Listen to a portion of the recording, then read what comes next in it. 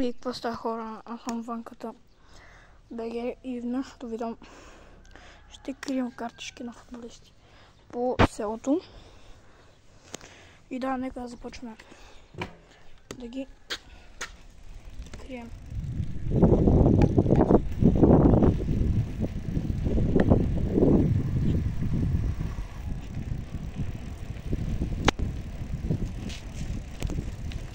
И мисля първата картичка да ето тук. Ще сега взимаме. Тя картичка в същото време ето е и стикер. Чакайте само, ще комбина кола. Сложа колелото.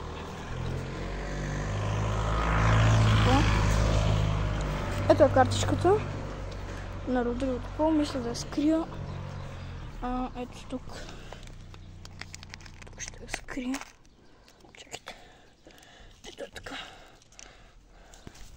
Чакайте, хора.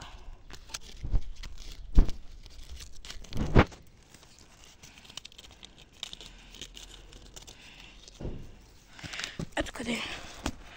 Ето там. Скрихме. Се огледате хубаво.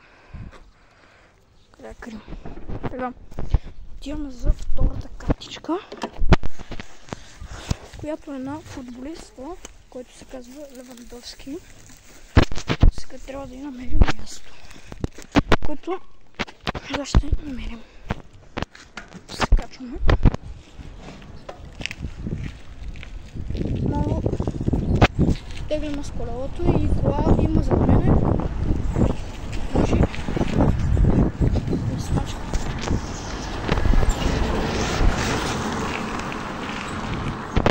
Това хора, не знам как се е видял на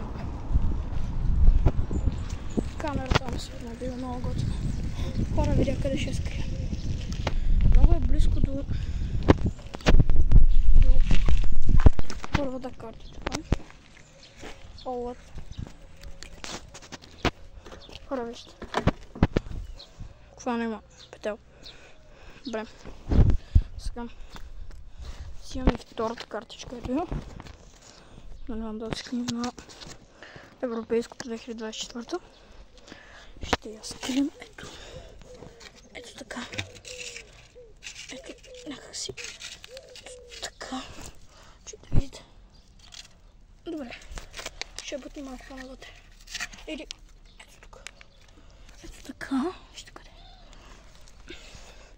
С това е място много близо до първата. И хора, ако искате още такива видеа, ето го място само да кажа. Ако искате още такива видеа, дайте един лайк и се абонирайте за канала. И пишете в коментарите, ако сте я намерили. И чао!